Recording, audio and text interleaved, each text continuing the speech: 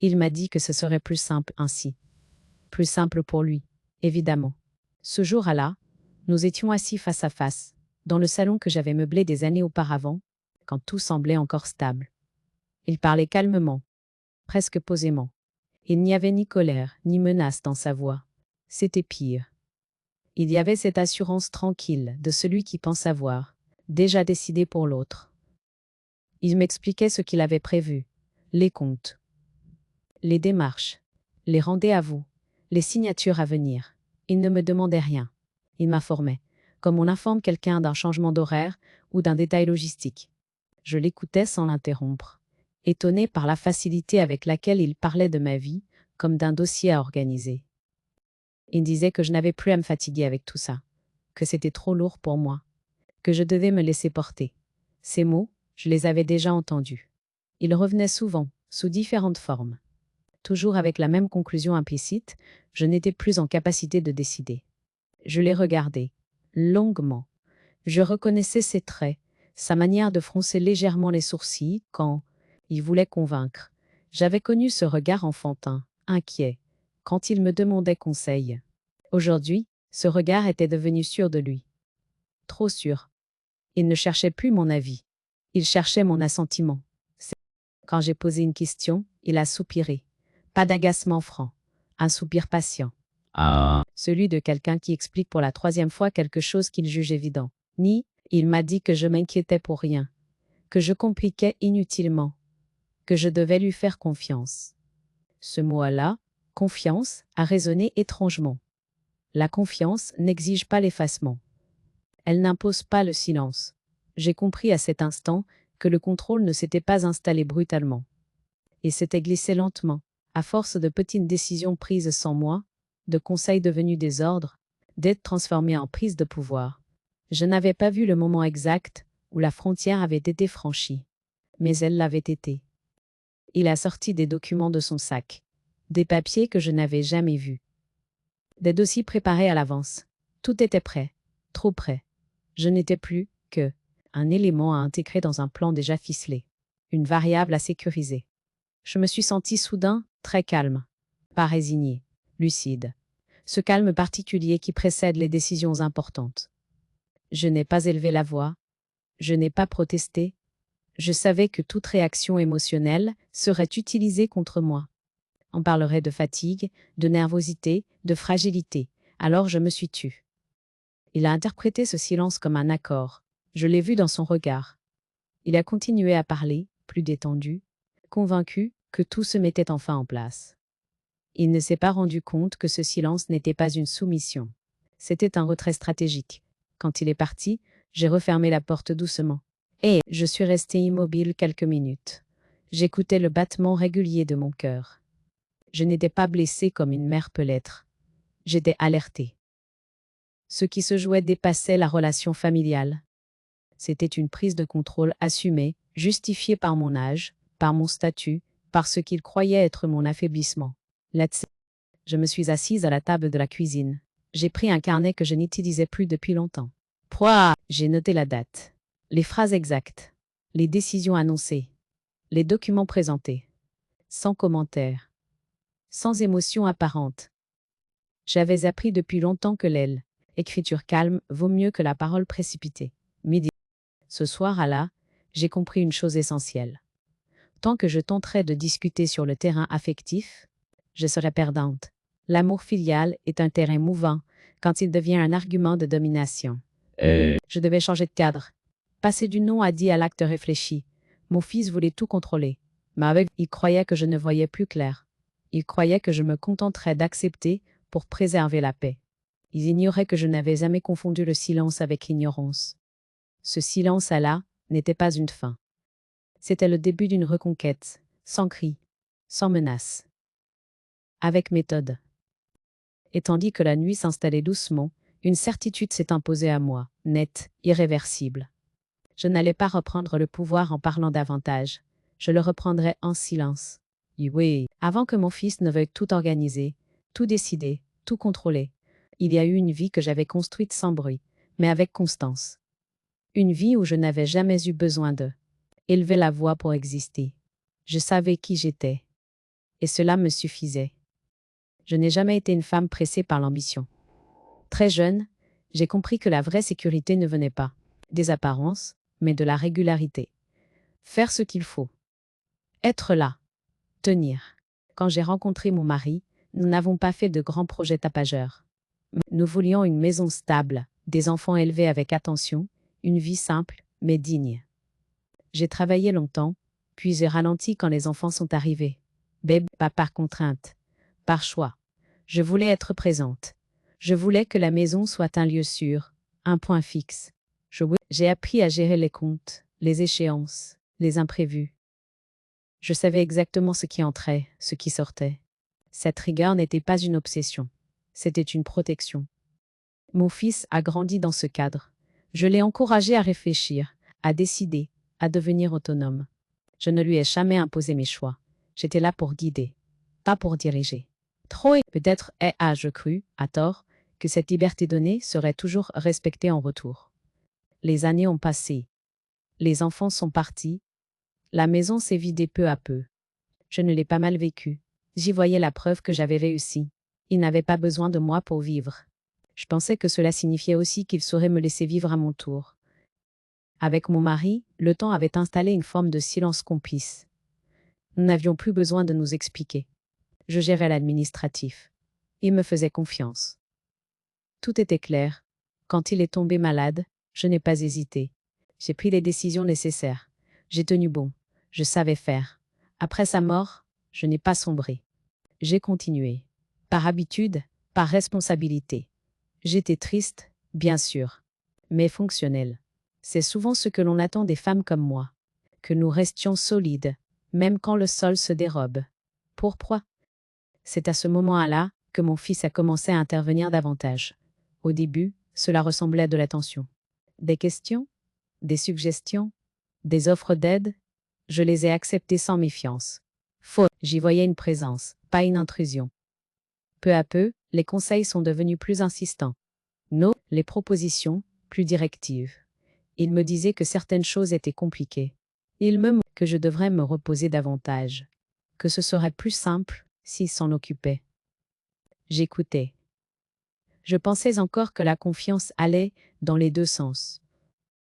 Je ne voyais pas encore que le cadre changeait, que mon expérience devenait, à ses yeux, une limite, que ma prudence était interprétée comme une faiblesse. Il parlait de modernité, d'efficacité, de rapidité. Moi, je pensais en termes de stabilité, de cohérence, de durée. Je continuais pourtant à gérer ce qui me revenait. Les papiers, les rendez-vous, les décisions courantes. Je ne me sentais ni dépassée, ni incapable. Mais je sentais déjà que mon rôle était redéfini, sans que je sois consultée. Comme si la transition s'imposait d'elle-même. Alors, avec le recul, je comprends que cette vie d'avant contenait les germes de ce qui allait suivre. Mon sens du devoir, mon goût pour la discrétion, mon refus du conflit. Tout cela avait longtemps été une force. Cela devenait, aux yeux de mon fils, une opportunité. Je ne regrette rien de cette période. Elle m'a construite. Elle m'a rendue fiable, rigoureuse, attentive. Mais elle m'a aussi appris, trop tard peut-être, que transmettre l'autonomie à ses enfants ne signifie pas leur céder le pouvoir sur sa propre vie. Cette vie d'avant n'était pas une erreur. Elle était un socle. Et c'est précisément parce que je savais ce que j'avais été capable de construire, seule et avec constance, que je n'étais plus disposée à laisser qui que ce soit décider à ma place. Même pas mon propre fils. Les premiers signes n'ont pas été brutaux. Ils se sont installés doucement, presque poliment. C'est ce qui les rendait si difficiles à dénoncer, et plus encore, à combattre. Rien n'était assez grave pour provoquer une rupture, mais tout, mis bout à bout, dessinait un déplacement progressif de ma place.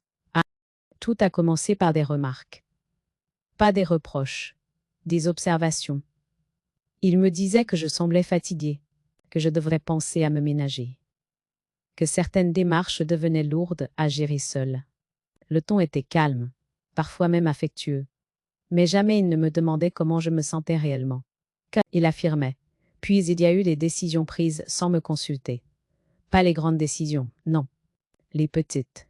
Un rendez-vous déplacé. Un appel passé en mon nom. Un courrier ouvert avant que je ne le voie. Chaque fois, on m'expliquait après coup. Toujours après. Comme si ma participation n'était plus nécessaire. Seulement tolérée. Je me souviens d'un déjeuner précis. Nous étions assis à la même table. Il parlait de projets qui me concernaient. Directement. J'ai voulu intervenir, naturellement. Ma phrase est restée suspendue.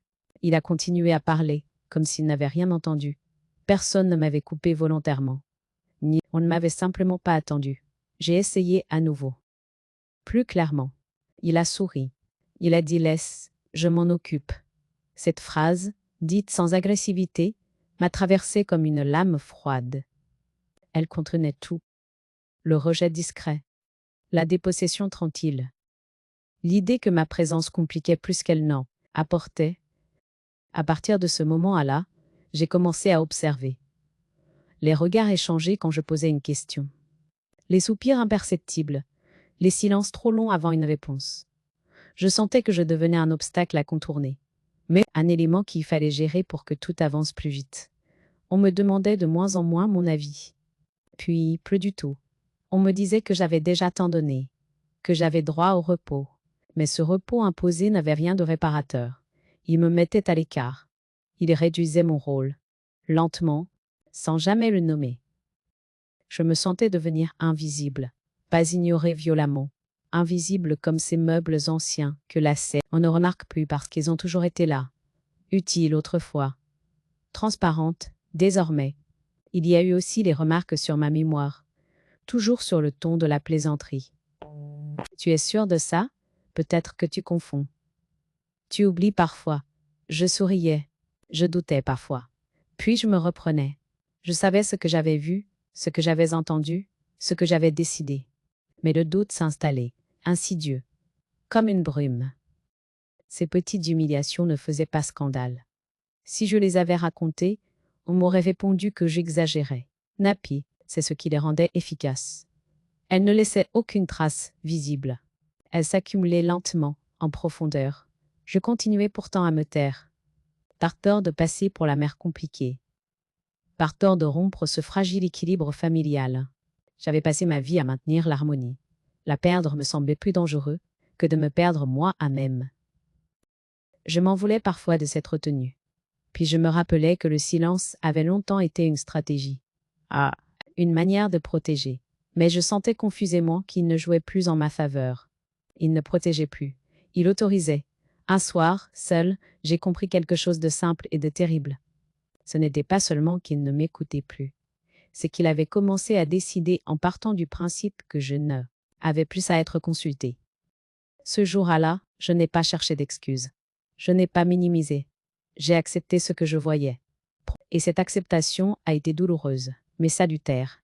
Les petites humiliations n'étaient pas accidentelles. Elles préparaient le terrain. Elles habituaient chacun à l'idée que ma place pouvait se réduire sans conséquence. Je n'ai toujours rien dit. Mais mon silence n'était plus celui de la résignation. Il devenait celui de l'observation.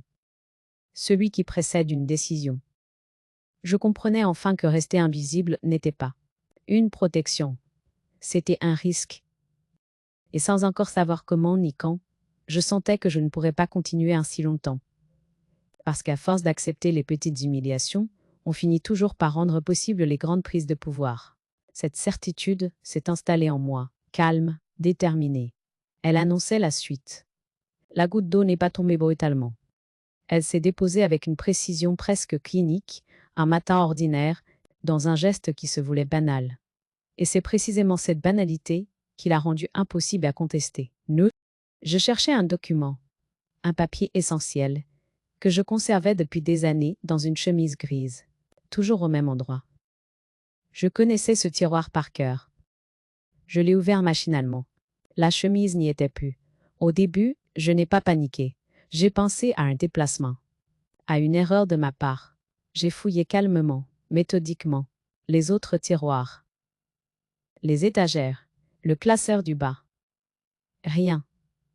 Le meuble semblait différent, trop ordonné, comme si quelqu'un avait voulu effacer toute trace d'un passage. Beau. J'ai appelé mon fils. Je n'ai pas accusé. J'ai simplement demandé s'il avait vu ce document. Il a répondu sans hésiter que oui, qu'il l'avait déplacé. Pour plus de sécurité, il dit. Pour éviter que je ne le perde. Le ton était assuré, presque soulagé. Je lui ai demandé où il se trouvait désormais. Il m'a répondu que ce n'était pas important, que le document était en lieu sûr, que je n'avais pas besoin de l'avoir sous les yeux. À cet instant précis, quelque chose s'est figé en moi. Ce n'était plus une maladresse. Ce n'était plus une aide envahissante. C'était une dépossession claire. On avait pris un document qui m'appartenait, sans me prévenir, sans me demander mon accord et sans intention immédiate de me le rendre. Mais moi, j'ai insisté, calmement encore. J'ai expliqué que ce papier était à moi, que j'en avais besoin. Son regard a changé. Il est devenu plus fermé. Il m'a dit que je m'inquiétais trop, que ce stress n'était pas bon pour moi, que je devenais méfiante pour rien. Ce renversement a été brutal. En quelques phrases, je n'étais plus la propriétaire légitime d'un document. J'étais devenue une femme inquiète, presque irrationnelle, qu'il fallait rassurer plutôt qu'écouter. Plus tard dans la journée, un autre détail est venu confirmer ce que je pressentais. J'ai voulu consulter mon compte en ligne. L'accès était restreint. Certaines options avaient disparu. Rien d'illégal en apparence. Mais je n'avais jamais demandé ces changements. Et surtout, je n'en avais pas été informée. Oh là! Ce soir, je n'ai pas dormi. Pas par peur, par lucidité. J'ai repensé à toutes les scènes récentes. Les décisions prises sans moi. Les phrases répétées. Pour ton bien. Pour te simplifier la vie. Ces mots formaient désormais un système cohérent. Une logique de contrôle. Je comprenais enfin que ce qui se jouait dépassait la relation mère à fils. Il ne s'agissait plus d'aide. Il s'agissait de pouvoir. Du pouvoir de décider, de déplacer, de gérer à ma place, en s'appuyant sur mon âge, sur mon statut, sur le silence que j'avais trop longtemps accepté. Le lendemain matin, j'ai regardé la situation en face. Continuer à me taire aurait signifié consentir. Et cette fois, le silence ne protégeait plus rien. Il me mettait en danger. Je me suis assise à la table de la cuisine, j'ai pris un carnet, j'y ai noté la date, les faits, les phrases exactes, le document déplacé, le refus de me le rendre, les accès modifiés. J'écrivais sans colère, comme on dresse un constat. Ce geste simple m'a rendu étrangement calme. Ce jour-là, j'ai cessé d'espérer que les choses se régleraient par une discussion familiale. J'ai cessé de croire qu'il suffisait de rappeler les liens pour être respecté. Ce qui était en jeu relevait désormais du droit, pas de l'affect. Ils avaient cru que je douterais de moi. Ils avaient cru que je me laisserais convaincre. Ils avaient cru que mon silence signifiait faiblesse.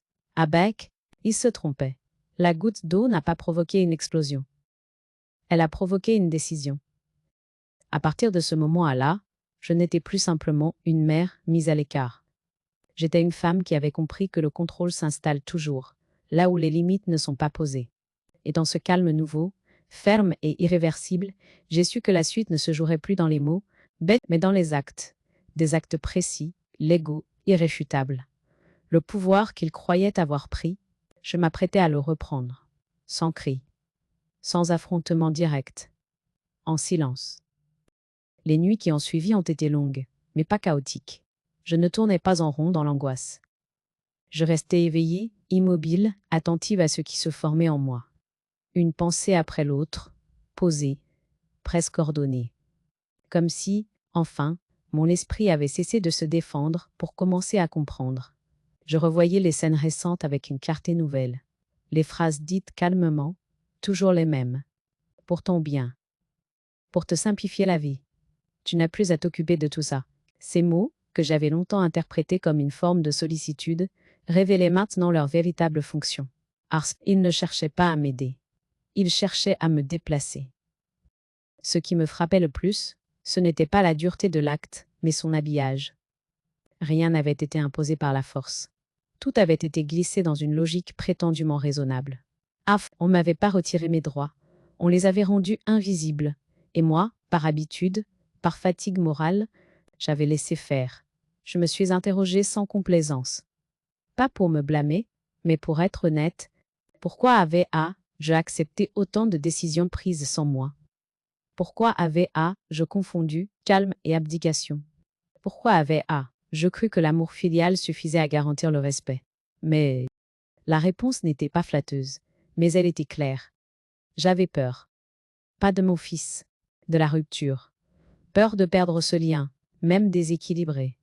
Peur d'être celle qui complique, celle qui dérange, celle dont on dira qu'elle ne comprend plus. Cette peur m'avait tenue immobile, plus sûrement que n'importe importe quelle contrainte extérieure. Ce soir-là, je n'ai pas dormi. Pas par peur, par lucidité. J'ai repensé à toutes les scènes récentes. Les décisions prises sans moi, les phrases répétées. Pour ton bien. Pour te simplifier la vie. Ces mots formaient désormais un système cohérent. Une logique de contrôle. Je comprenais enfin que ce qui se jouait dépassait la relation mère à fils. Il ne s'agissait plus d'aide. Il s'agissait de pouvoir. Du pouvoir de décider, de déplacer, de gérer à ma place, en s'appuyant sur mon âge, sur mon statut, sur le silence que j'avais trop longtemps accepté. Le lendemain matin, j'ai regardé la situation en face. Continuer à me taire aurait signifié consentir. Et cette fois, le silence ne protégeait plus rien. Il me mettait en danger. Je me suis assise à la table de la cuisine.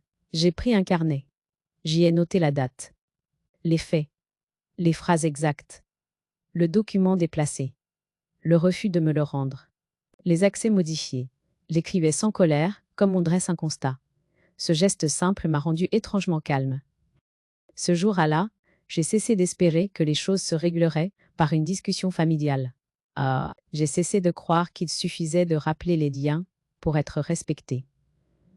Ce qui était en jeu relevait désormais du droit, pas de l'affect. Ils avaient cru que je douterais de moi. Ils avaient cru que je me laisserais convaincre. Ils avaient cru que mon silence signifiait faiblesse. Ils se trompaient. La goutte d'eau n'a pas provoqué une explosion. Elle a provoqué une décision. À partir de ce moment-là, je n'étais plus simplement une mère mise à l'écart. J'étais une femme qui avait compris que le contrôle s'installe toujours là où les limites ne sont pas posées. Non, et dans ce calme nouveau, ferme et irréversible, j'ai su que la suite ne se jouerait plus dans les mots, mais dans les actes. Des actes précis, légaux, irréfutables.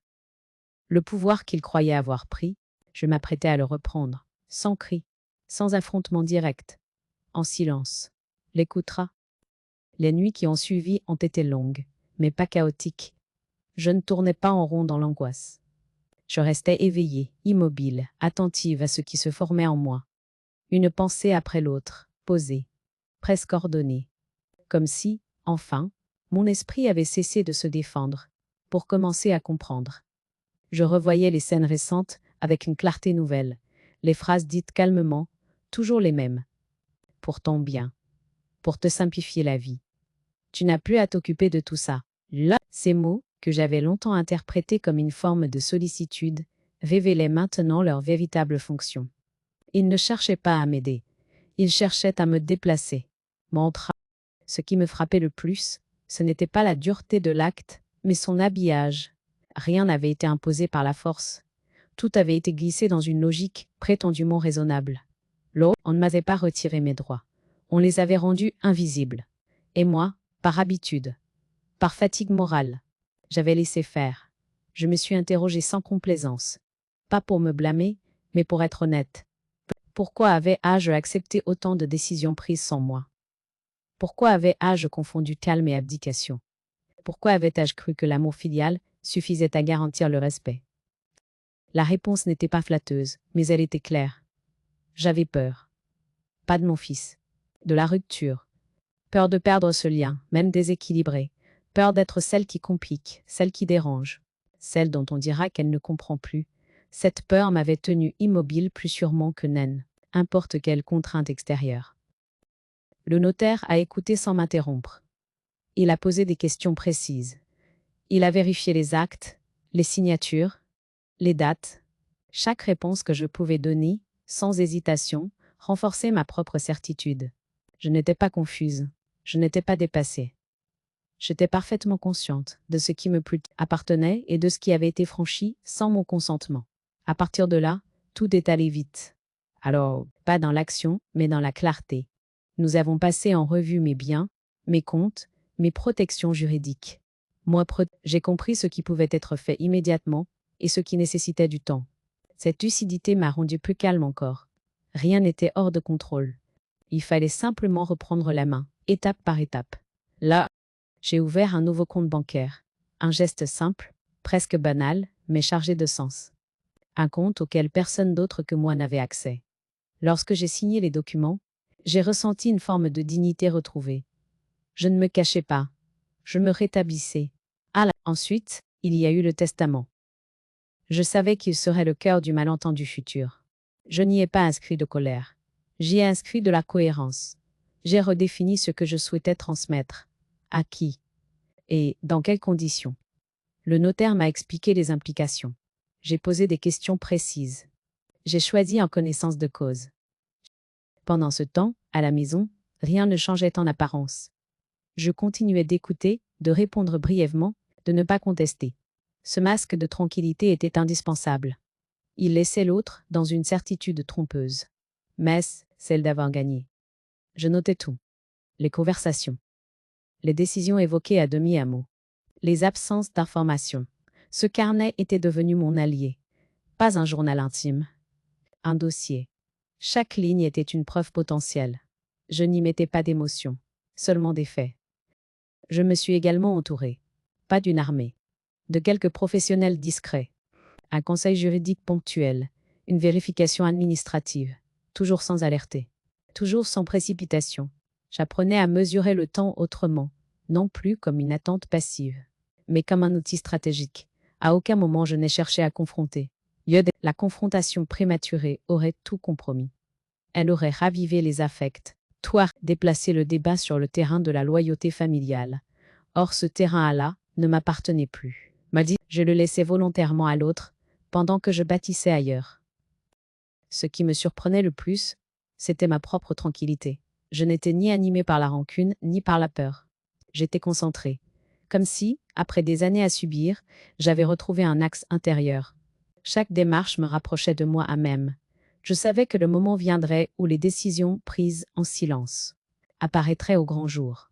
Je savais que ce moment serait violent pour ceux qui se croyaient maîtres du jeu. Mais je n'en éprouvais aucune jubilation anticipée. Seulement une certitude calme. Je serais prête. La préparation n'était pas une revanche. C'était une reconstruction. Et dans ce silence organisé, méthodique, irréversible, je posais les bases d'une justice qui ne demanderait ni permission, ni approbation. Le pouvoir ne se reprend pas dans le tumulte. Il se reprend dans la précision. Le moment est venu sans éclat. Il ne s'est pas annoncé par une dispute, ni par un cri. Il a surgi dans un silence trop dense pour être anodin. Je l'ai senti avant même qu'un mot ne soit prononcé, comme on sent l'air changer avant l'orage.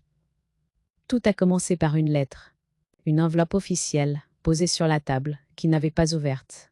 Il la regardait, comme on regarde un objet dangereux. Mais, quand il a levé les yeux vers moi, son assurance habituelle avait disparu. Il m'a demandé si je savais de quoi il s'agissait. J'ai répondu calmement que oui. Je savais exactement.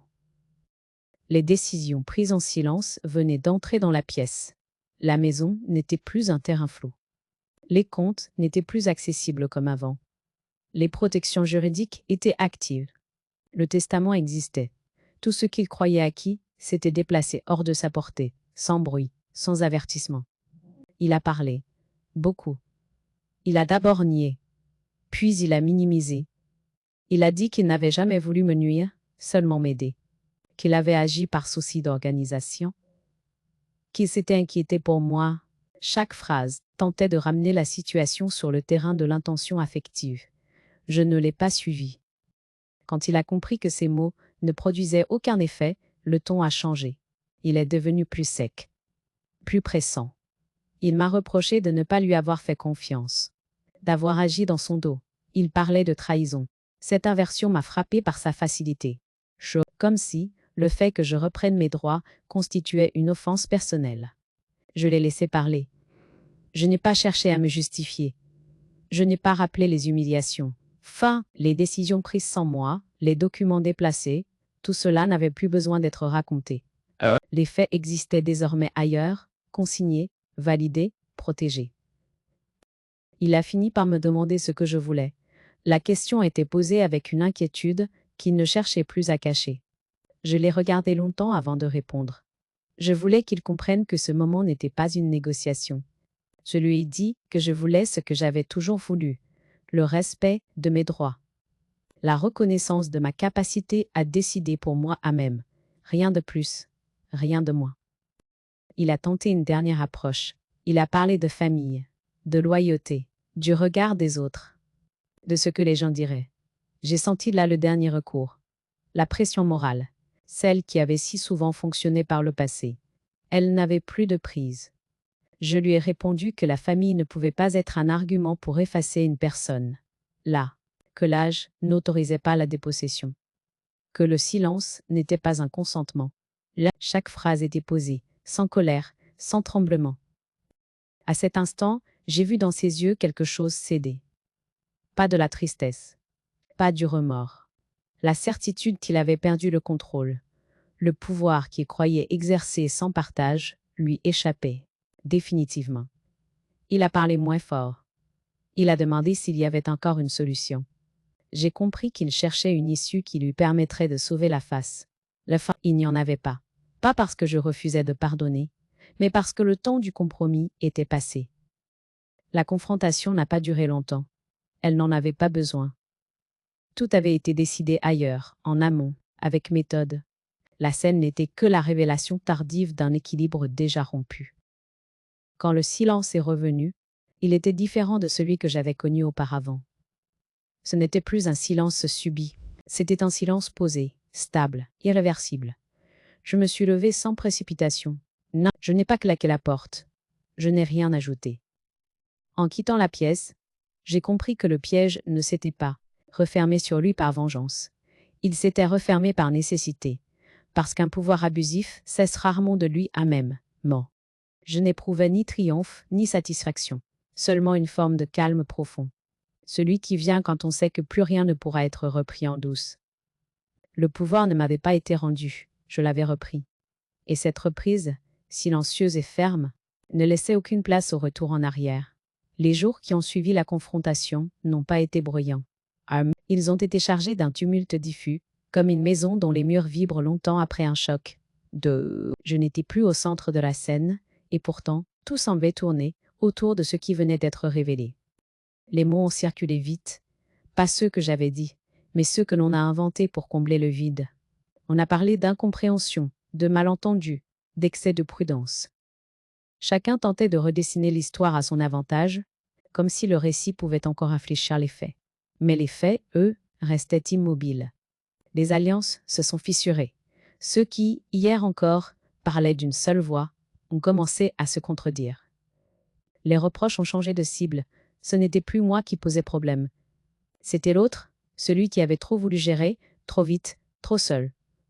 Je devenais un point fixe autour duquel les responsabilités se redistribuaient. J'observais tout cela à distance, pas par indifférence, mais par lucidité. Je savais que revenir dans le débat aurait ravivé les anciennes dynamiques. On m'aurait demandé d'expliquer, de rassurer, de réparer. Comme si l'éclatement devait être suivi d'un rapiéçage immédiat. Je n'avais plus ce rôle-là. Certains ont tenté de me joindre. Des messages prudents, parfois maladroits. On voulait savoir comment je vivais la situation. On me demandait si j'allais bien. Je répondais brièvement, sans m'étendre. Je n'avais pas besoin d'être consolée. J'avais besoin que les choses restent à leur place. La maison elle-même semblait différente. Pas matériellement, mais dans l'air. Les pièces n'étaient plus traversées par les mêmes certitudes. Ce qui avait été construit sur le non a dit commençait à effondrer sous le poids de la vérité. Et cette vérité n'était pas cruelle. Elle était simplement trop longtemps contenue. Je sentais parfois une pointe de tristesse. Pas pour ce qui se défaisait, mais pour ce qui aurait pu être autrement. Je pensais à ce lien filial que Jean-Plé avait protégé au prix de mon propre effacement. Je comprenais maintenant que le protéger ainsi l'avait fragilisé. Un lien qui exige le silence d'un seul n'est jamais solide. On a tenté de me faire porter la responsabilité de la rupture, de manière subtile. On disait que les choses auraient pu se régler autrement, que la justice formelle avait été excessive, que la famille aurait suffi. Ces phrases glissaient sur moi, sans m'atteindre. Elles arrivaient trop tard. Elles s'adressaient à la femme que j'avais été, pas à celle que j'étais devenue. Je n'ai pas cherché à convaincre, ni à corriger les récits. L'éclatement n'était pas mon œuvre. Il était la conséquence logique d'un déséquilibre prolongé. Lorsqu'un système repose sur la domination douce et le silence, il se désagrège dès que ce silence cesse. Ce qui me frappait le plus, c'était l'absence de regret réel chez ceux qui avaient agi. Il y avait de la peur, de la colère, parfois de la honte, mais peu de remise en question profonde. Cette lucidité m'a protégée. Elle m'a empêché d'attendre des excuses qui n'auraient été que des arrangements de façade. Je me suis peu à peu retirée. Non comme on fuit, mais comme on se repositionne. Je passais moins de temps dans les échanges familiaux. Je répondais quand c'était nécessaire. Je refusais les discussions circulaires. Ce retrait n'était pas une punition, c'était une limite. Dans ce calme retrouvé, je mesurais l'ampleur du chemin parcouru. J'avais cessé d'être l'élément qui absorbe, qui amortit, qui répare. Ce rôle, que j'avais longtemps confondu avec l'amour, ne m'appartenait plus. L'éclatement familial ne m'a pas laissé seul. Il m'a rendu libre. Libre de ne plus porter ce qui ne m'incombait pas. Libre de laisser chacun face à ses actes, sans intervenir pour adoucir les conséquences. Je savais que cette distance serait interprétée comme de la froideur. Elle était en réalité une forme de respect tardif. Respect pour moi-même, respect pour la vérité, respect pour les limites que j'avais enfin posées. Quand le tumulte s'est apaisé, il ne restait pas des ruines, mais un terrain dégagé. Tout n'était pas réparable. Et tout ne devait pas l'être. Certaines choses doivent s'effondrer pour que l'on puisse, enfin, respirer. J'étais déjà ailleurs. Je suis partie sans cérémonie. Pas de valise trop lourde, pas de regard en arrière appuyé. Yose, j'ai fermé la porte comme on clôt un chapitre déjà lu jusqu'au bout. Le lieu que j'ai choisi n'avait rien d'exceptionnel. Un appartement modeste, lumineux, proche de l'eau. Le matin, l'air y entrait sans demander la permission. Mais c'était tout ce dont j'avais besoin. Les premiers jours ont été silencieux. Un silence neuf, qui n'écrasait pas. Il m'accompagnait comme une respiration retrouvée. Je me levais tôt. Je marchais longtemps. J'observais des visages inconnus, des gestes simples. Personne ne savait qui j'étais, d'où je venais, ce que j'avais traversé. Cette absence d'histoire partagée m'a fait du bien. Elle me rendait légère. Je redécouvrais le plaisir des petites choses. Choisir mon pain. Boire un café seul, à la même table, sans être pressé. Lire sans interrompre ma pensée pour anticiper celle des autres. Ces gestes n'avaient rien de spectaculaire, mais ils reconstituaient quelque chose d'essentiel. La continuité entre ce que je pensais, ce que je voulais et ce que je faisais. J'ai rencontré des gens. Peu. Juste ce qu'il fallait. Une voisine qui me saluait chaque matin, un commerçant attentif, sans curiosité déplacée. Des conversations brèves, parfois profondes, jamais intrusives. Je n'avais plus besoin de me justifier. Je n'avais plus besoin d'expliquer mon âge, mes choix, mes limites. Parfois, la tristesse revenait. Elle ne me surprenait pas. Elle s'asseyait près de moi, discrète. Je la laissais faire. Elle parlait d'un fils que j'avais aimé sans mesure. D'un avenir que j'avais imaginé autrement. Je ne cherchais pas à la chasser. Elle faisait partie du prix à payer pour la vérité. Et ce prix, je pouvais désormais l'assumer. Je réfléchissais souvent au pardon, pas comme un devoir moral, mais comme une possibilité intérieure. Pardonner, pour moi, ne signifiait pas effacer. Cela signifiait cesser d'attendre. Cesser d'espérer une reconnaissance qui ne viendrait peut-être jamais. Pardonner, c'était me libérer du besoin de réparation affective. Je n'ai pas encore tout pardonné. Peut-être ne le ferai jamais complètement. Et cela me va. La sérénité n'exige pas l'oubli. Elle exige la clarté. Et cette clarté, je l'avais acquise. Je continuais de mettre de l'ordre. Dans mes affaires, dans mes papiers, dans mes pensées. Chaque geste administratif achevé renforçait cette impression de solidité retrouvée. Rien ne m'échappait plus. Rien ne se faisait sans moi. Ce contrôle-là n'était pas une domination. C'était une cohérence. Le temps s'écoulait autrement. Il ne se contractait plus autour des urgences imposées. Il s'ouvrait. J'apprenais à ne rien devoir à personne, à accepter l'aide quand elle était proposée sans condition, à la refuser quand elle venait avec une intention cachée. Je me surprenais parfois à sourire seule, à cette femme que j'étais devenue, calme, moins naïve, plus ferme. Je n'avais pas gagné une bataille. J'avais retrouvé une position. Et cette position n'était pas négociable. Je pensais aussi à celle qui, ailleurs, vivait encore dans ce flou, à celle qui confondait patience et effacement, à celle qui se taisait pour préserver un équilibre qui les détruisait. Je n'avais pas de leçon à donner, mais j'avais un exemple, le mien. Ma nouvelle vie n'était pas une fuite, elle était un choix. Un espace où chaque jour recommençait sans dette, sans menace, sans explication à fournir. Je savais que tout ne serait pas facile, que la solitude pouvait parfois peser, mais elle ne m'écrasait plus. Elle me laissait entière. Je n'étais plus en attente. Je n'étais plus sous contrôle. J'étais simplement là, présente à moi, à même. Il y a des soirs où je m'assieds face à la fenêtre ouverte et je laisse le passé venir sans le convoquer. Il ne surgit plus comme une menace. Il arrive comme un visiteur tardif que l'on reconnaît sans lui offrir le gîte. Je l'écoute, je le regarde, puis je le laisse repartir. Cette capacité nouvelle n'est pas une victoire éclatante. C'est une stabilité. Je pense à la femme que j'étais avant, à celle qui confondait la paix avec l'effacement. Non, à celle qui croyait que l'amour exigeait des concessions unilatérales. Je ne la juge pas. Elle a fait ce qu'elle pouvait avec ce qu'elle savait. Elle a tenu. Longtemps. Allaité? Trop longtemps, peut-être. Mais elle a tenu, et cela compte. Je mesure aujourd'hui le prix du silence. Il m'a protégé. Un temps. Il m'a aussi exposé. Le silence est une matière ambivalente. Il peut panser ou blesser, contenir ou autoriser. Ce n'est pas le silence en lui-même qui décide, mais le moment où l'on choisit de le rompre ou de le transformer. Je n'ai pas crié, je n'ai pas accusé, je n'ai pas cherché à convaincre ceux qui ne voulaient pas entendre. J'ai déplacé le cadre, j'ai cessé d'expliquer pour commencer à agir. J'ai compris que la dignité ne se mendie pas, mais elle se pratique. Il m'arrive de ressentir une mélancolie fine, presque élégante. Elle ne me tire pas en arrière. Elle me rappelle seulement que chaque choix laisse quelque chose derrière lui. J'ai perdu une illusion, celle d'une harmonie familiale inconditionnelle. J'ai gagné autre chose, la cohérence. Et cette cohérence me tient droite. Je pense souvent aux femmes de mon âge, à celles que l'on appelle raisonnables quand elles se taisent, à celles que l'on traite de difficiles quand elles posent des limites.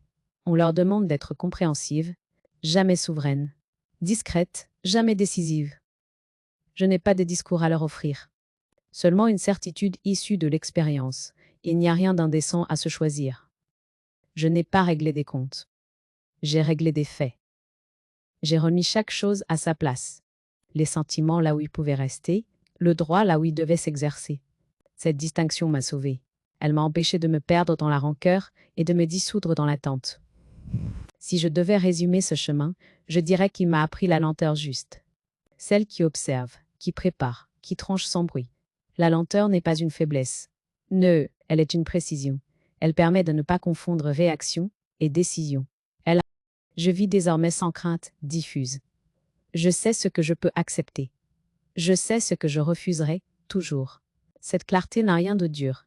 Elle est paisible.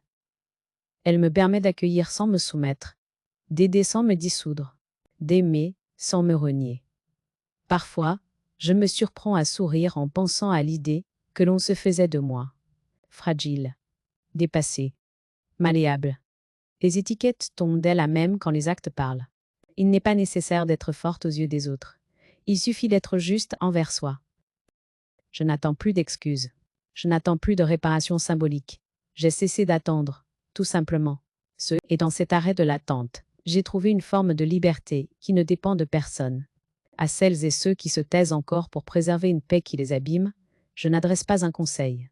J'adresse une présence. Celle d'une femme qui a compris tard, mais complètement, que la dignité n'est pas un cri. C'est une tenue.